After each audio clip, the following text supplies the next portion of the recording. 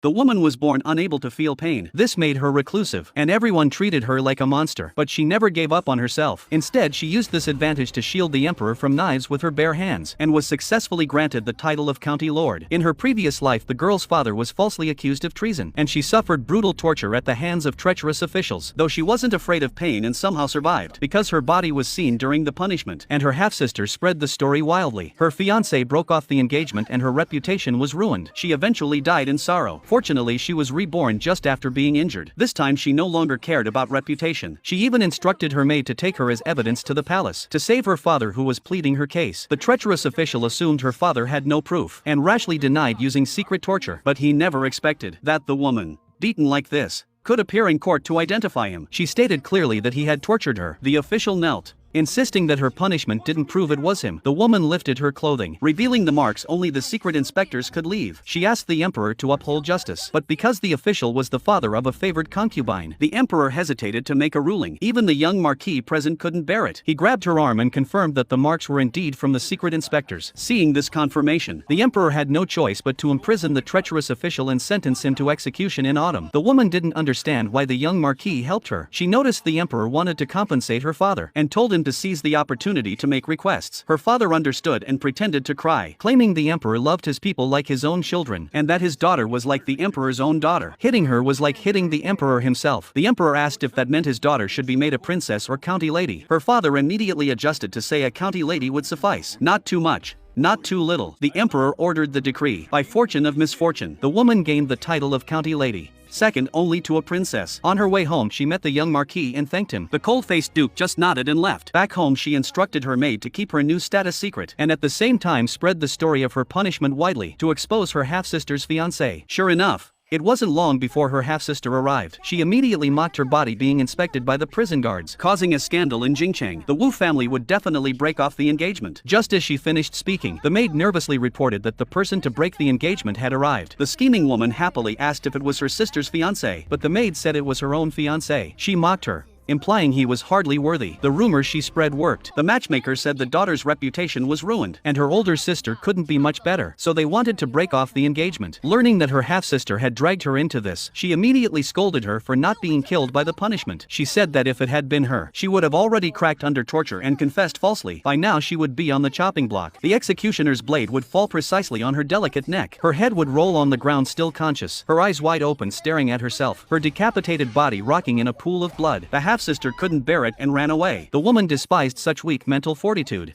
yet she dared provoke her to take revenge on her sister. The scheming half-sister went to her future mother-in-law's frequently visited temple,